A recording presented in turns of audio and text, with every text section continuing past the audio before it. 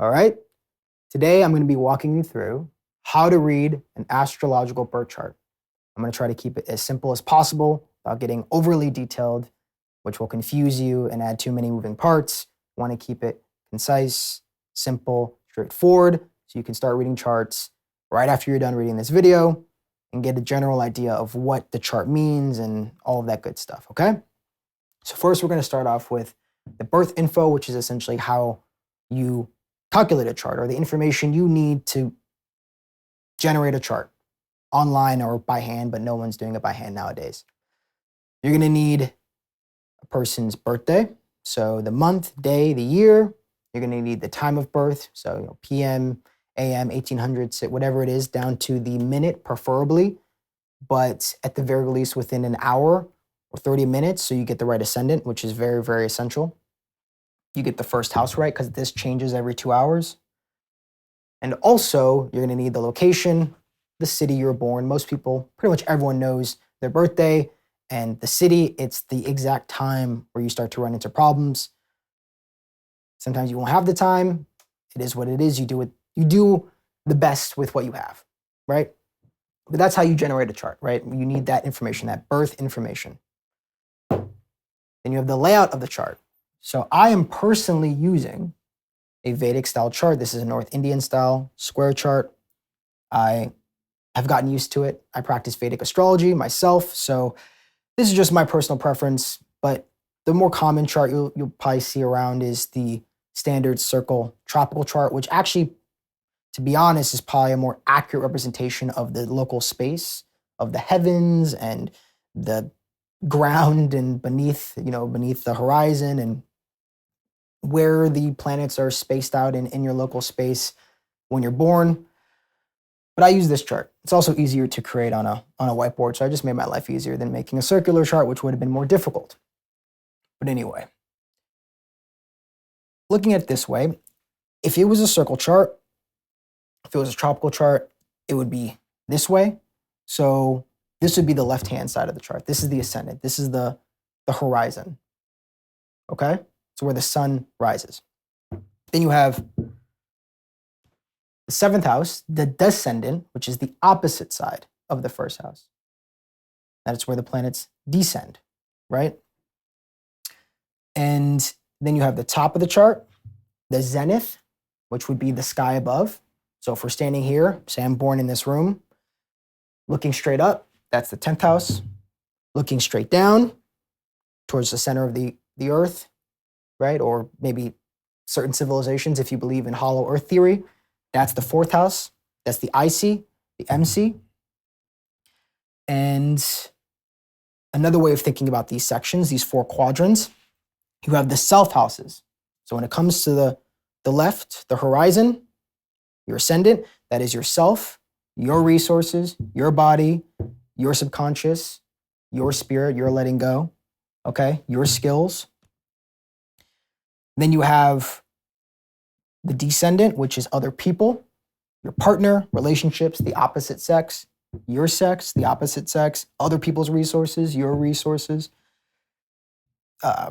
enemies that you have to battle, other people you have, or obstacles you have to overcome. So this is involving other people. This is involving the self. This is going to involve your public life, the public side of the chart. So essentially when you leave your house or when you are taking actions outside, with your career, corporations, teachers, school, social networks, right?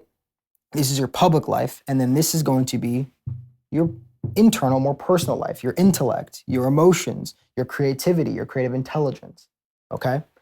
So that's kind of the general layout. This is other people, you, internal, introverted section of the chart, public, more extroverted part of the chart. Pretty simple. And another way of thinking about this is if you have more planets, say in this part of the chart, you're going to be more self-oriented, worried more with self-development, focusing on the self. If you have more planets here, more pieces of your consciousness, which is what each planet represents, but we're going to get to that in a second. you have more planets there, you're going to be more relationship centered. You're going to be more involving yourself with other people and with relationship dynamics and trade and exchange. If you have more planets here, you know, the fourth house, and the IC, more internal, more introverted, focusing more on your emotional state.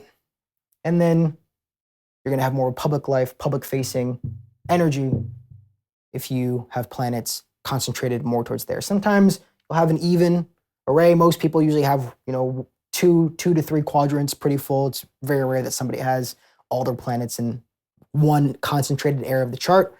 So everyone's kind of an amalgamation, a nice little balance of different planets and different degrees of these different quadrants. But that's just a general overlay of how the chart's going to be aligned or outlined, okay?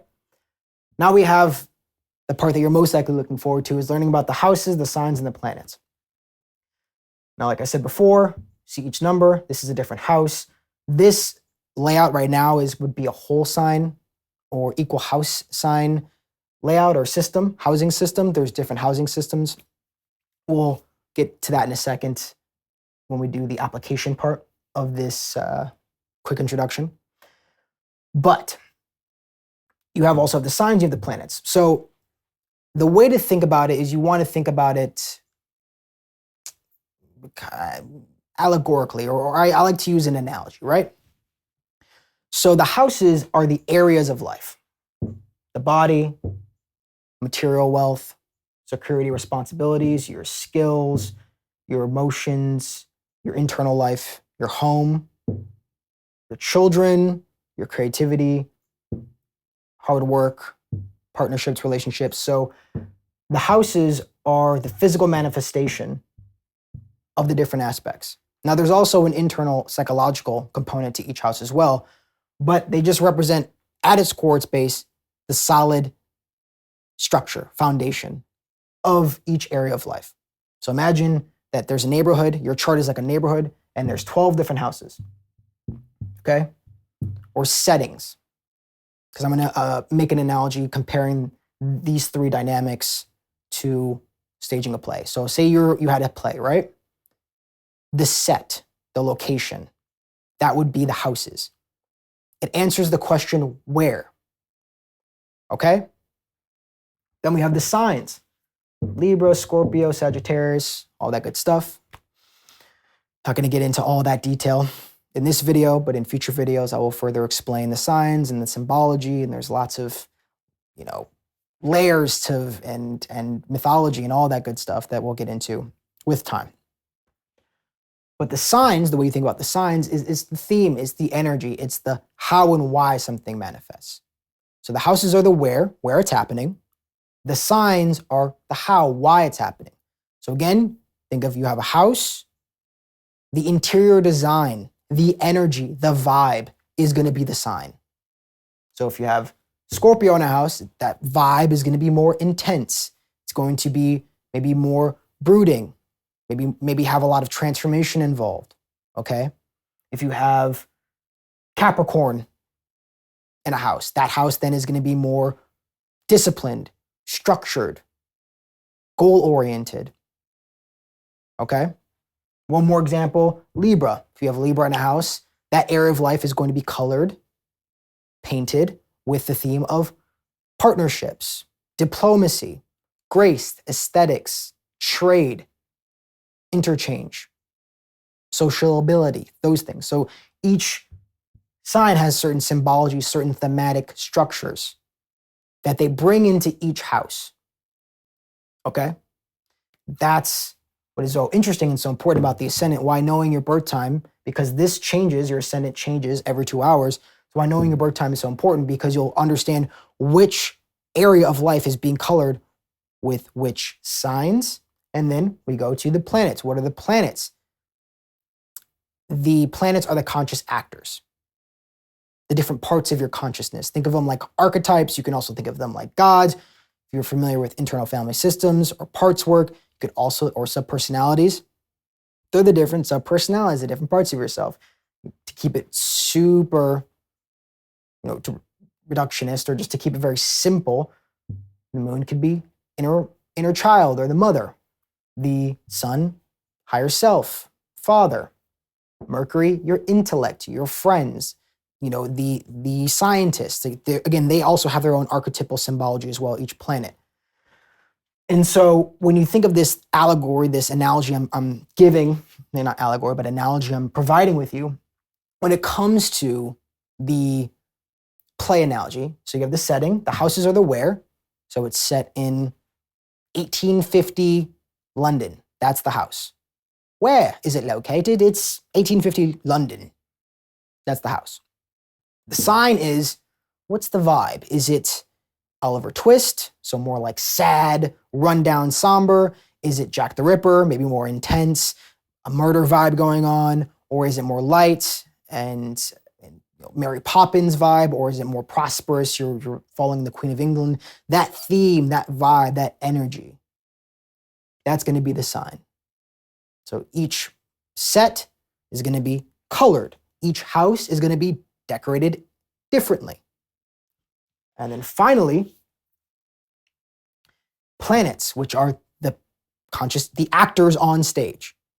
They're operating in a certain place, the where. They have a certain theme, there's a certain energy, a certain vibe. That's the how, the why things are unfolding. And then you have the conscious actors, the who, the what. The what is being affected within that area of life, and who and what is being affected, right? And the way that conscious actor will maneuver that area of life will be dependent on the sign. So the signs are very important. They're kind of the intermediary. You have the house, which is super concrete. You have the planets, which are more refined, more subtle pieces of consciousness. And then you have the signs, which are that intermediary that oscillates between the two or mediates the two to allow for life to manifest. You have those three basic components. So hopefully that makes sense. If it doesn't, you are always welcome to ask me questions in the comments. I'm happy to answer anything that you have questions about. And yeah. Now, application. So you kind of have the general layout, right? Well, actually, one second. Actually, before we go to the application, I can give you an example. So we have, I use the Libra ascendant because Libra, the natural first house or first sign is Aries. So we have the opposites. People can get confused when you have a Libra rising. I'm a Libra rising. So I'm looking at this chart a lot. So I have some experience, right? Because it's my chart and I'm conceited in that way. But there's always going to be the opposite sign with the opposite house. So if it was, Aries rising, then each sign would very much neatly fit into each house. But with Libra, you have the opposite sign, the seventh sign in the first house.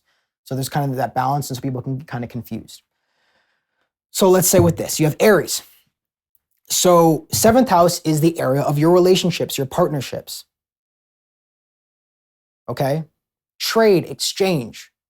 Now that area of life, that set and setting, is colored by Aries, which is individualistic, pioneering, bold, abrasive, sometimes aggressive, and hostile. Okay? Very straightforward. Can be cutting as well with that Mars energy.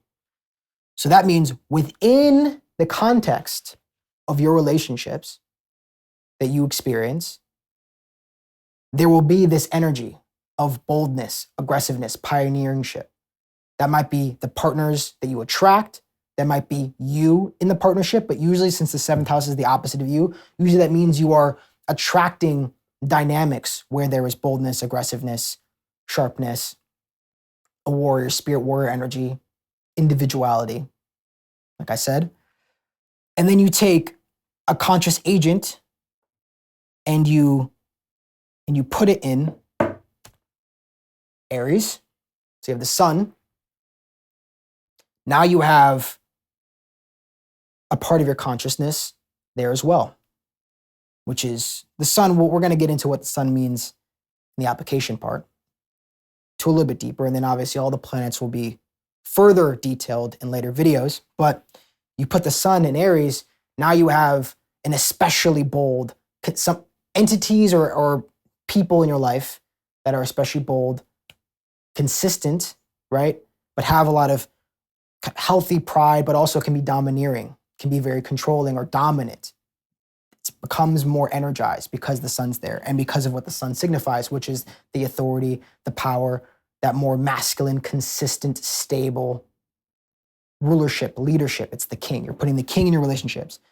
So a very soft, brief reading would be you're going to attract partners in your partnerships, in your relationships. You're going to attract partners that are bold, have a leadership ability, more individualistic, consistent, powerful, because that sun energy is there, solar energy is there. Now, if you were to say, put the moon there instead,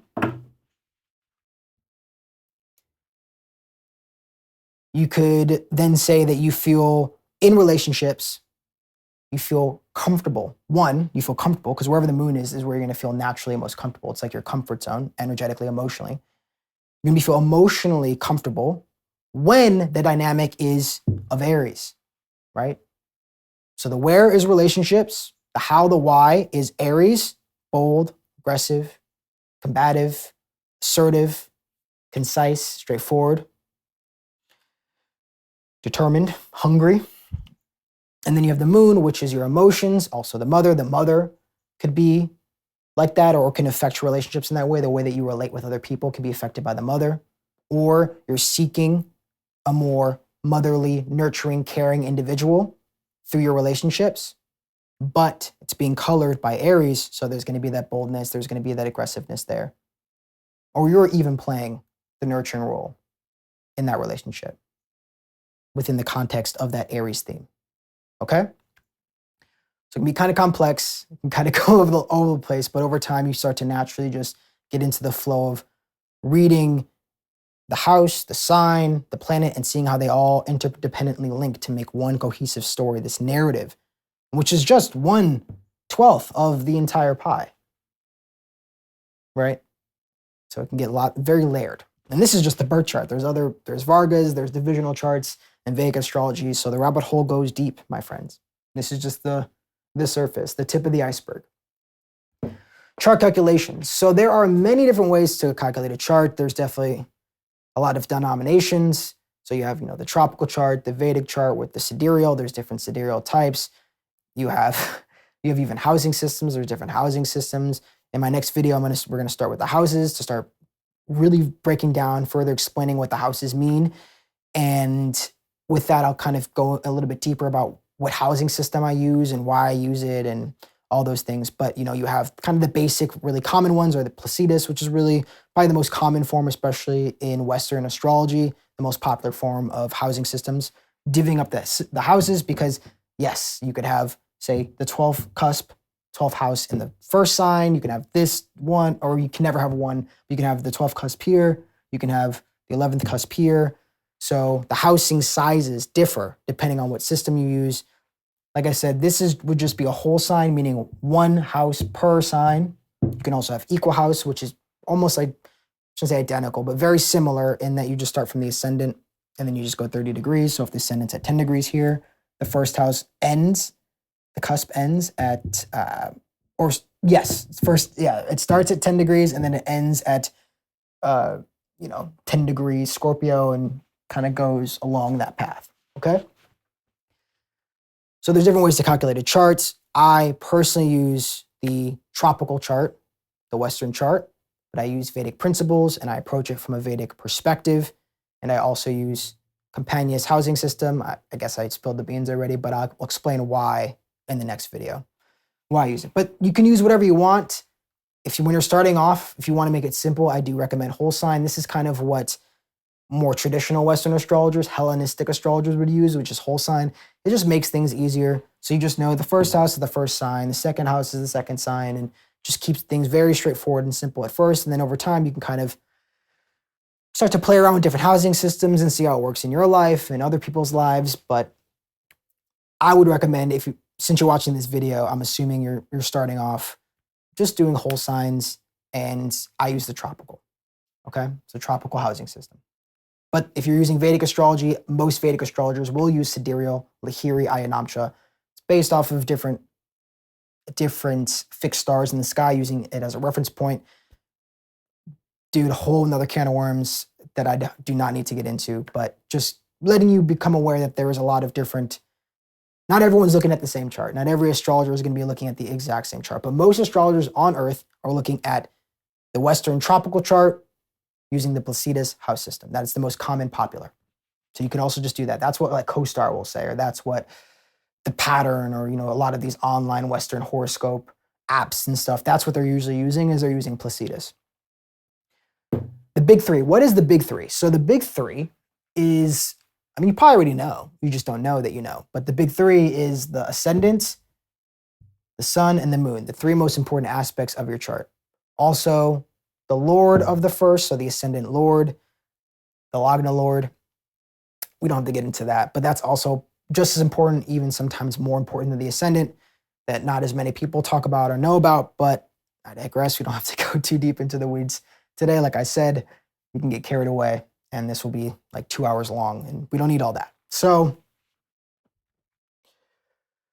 okay, so the moon and sun and the ascendant. So let's start off with the sun. What does the sun mean? So the sun is your core self. Some people call it the soul. I wouldn't really use that terminology. I would more so use it as the core self, the most consistent, undying aspect of yourself that moves across different incarnations. If you believe in multiple lives, reincarnation, I do. So that's why I will be speaking in that way. But it's that core soul. One way that I really like to exemplify it, because it's not your individualized soul. It's more of the general soul. So the way to think about it is, if you ever played a video game, if you ever played a game and you're picking your character, that is the sun. So your sun sign, because you have to remember too, the sun it's very broad. You're sharing your sun sign with tons of people, meaning that everyone born from this time to this time, right? From October 22nd to November 22nd, 21st, you're going to be Scorpio. I'm a Scorpio. You're going to be a Scorpio, or you're going to be an Aries if it's March 21st to April 21st. You get the point. So these different parts of the sun traveling across the ecliptic, across the year, essentially, the calendar year, which the sun creates, will produce different general archetypal types of people. So it would be like you're playing a video game and there's a magician type, or there is a warrior type, or there is a healing type. That is the sign. So whatever sign your sun falls in, you're going to have different archetypal, you have a different general archetypal makeup. So example, you're in the Libra sign, you're a Libra sun, you're going to be more of that like diplomatic, graceful archetype. So the graceful diplomat will be your archetype, your general core archetype. You go to Scorpio, it's more of like the dark magician, or the dark alchemist, or more of like the mysterious, it can be demonic sometimes because that's Scorpio, right? Or Sagittarius, the wise adventurer, right? It's almost like your astrological race, okay?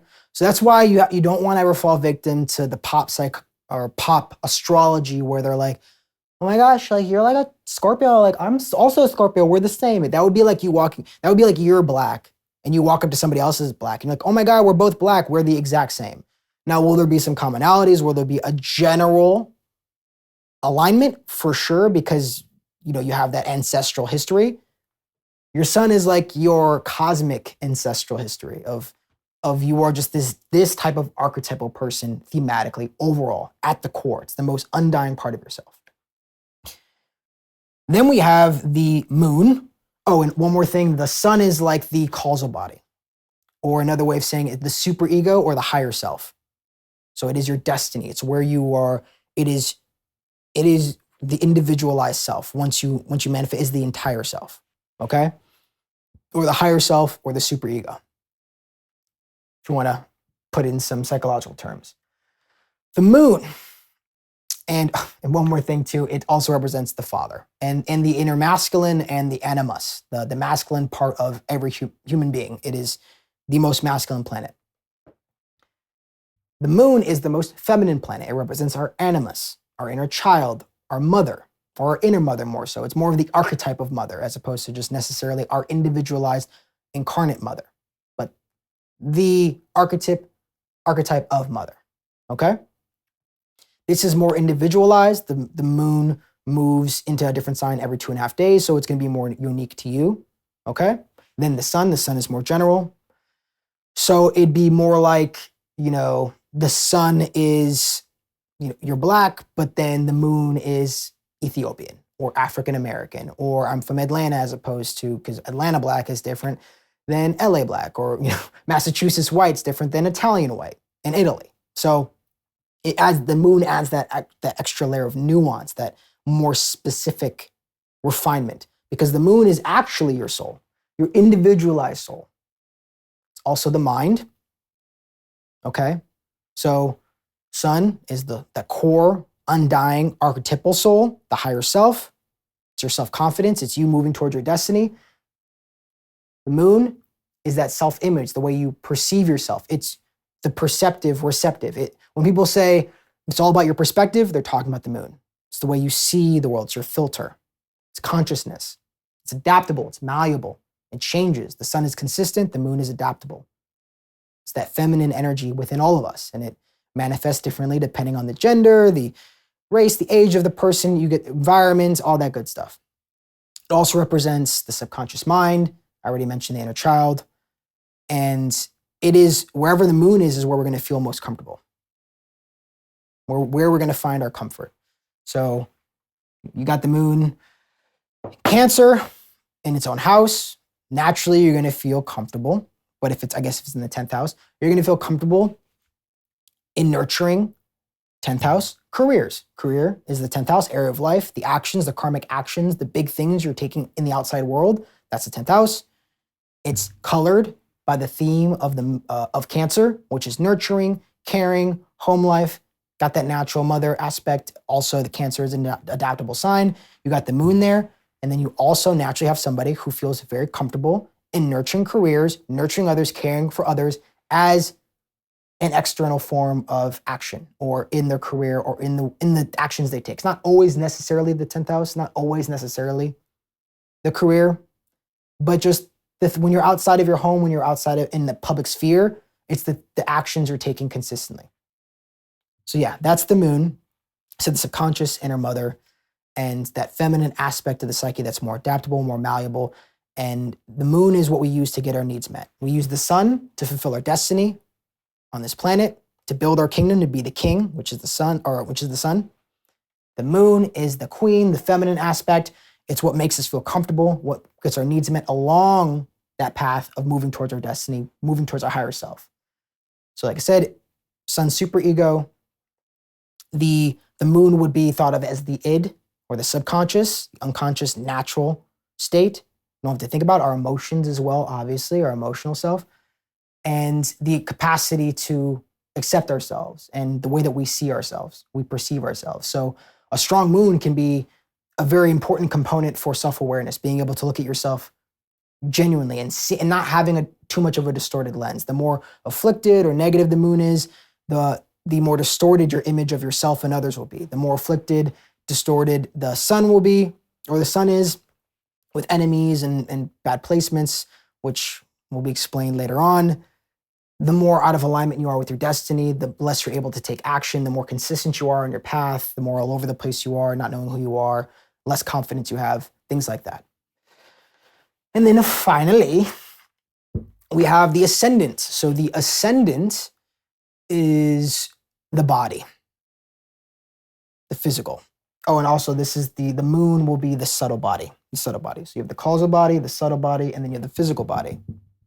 This is the expression of the ego. So you have the moon, which is more so the ego, that individualized soul, that sense of self, that self-image. But then the way that you manifest it, express in the physical three-dimensional space, is through the ascendant. That's why the ascendant is so important.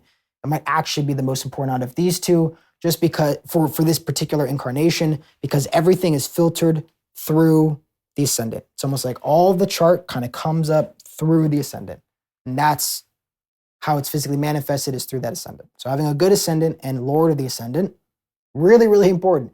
I know you didn't really have a decision for it, but then working to heal the ascendant, heal the planets that may be afflicted in the ascendant, or the ascendant lord, if it's afflicted, healing those planets first is the most important, because that's where everything else is filtered through, okay? So the ascendant, it's your path in life. It's the path you'll be walking. It's the first house. That's what your ascendant is. And It's also, like I said, the mask too, the social mask, right? One way to think about it is, I am the sun, I am my sun, I feel my moon, and I show my ascendant. So in this configuration, I am Sagittarius, I am that wise adventurer, that's the archetype. I feel nurturing, that's when I feel comfortable. I feel nurturing, caring, giving. And I am, I project or show diplomacy, balance, grace, aesthetics. Okay? Each layer goes up. So, like I said, superego, higher self, id, subconscious, ego, body, physical body. Okay? And then you have that soul aspect too for the moon. I know I'm jumping around a lot, but I'm trying to flow it and explain it as best possible. I didn't want to organize this too much because then it would be super rigid and boring, and want to make it at least a little bit interesting for you, right? So that's the big three. That's just the general outline. If you know somebody's big three, you'll have actually a decent idea of what they'll be like if you know how to apply it to the house and the sign that those three planets are in, okay? Or the ascendant's always in the first house, but you get the point. Whatever sign and maybe planets the ascendant is in. Finally, we have aspects. An aspect is just an influence. One planet is influencing another. Now, some influences can be more harmonious, more natural, more smooth. Some can be more difficult, but the result is not necessarily going to be bad. So in Western astrology, generally speaking, you want to avoid, or I should say you want, because you can, but when you see somebody who has a square, which is essentially 4, 10, 7 relationship, but I guess a square would, thinking about in Vedic terms, a square would just be a right angle aspect. And you usually want to do like a 3 to 6 degree, or maybe even 7 if you're feeling crazy. It depends on the person. But a square is going to be more difficult. Same with an opposition. So you have a square, 90 degrees. You have opposition, 180. This is going to be more conflictual, more difficult because it's a hard angle. So there's going to be conflict between those different pieces of consciousness.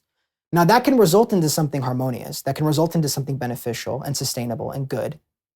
That depends on the relationships of the planets, which we'll get into when we talk about the planets and how they affect each other.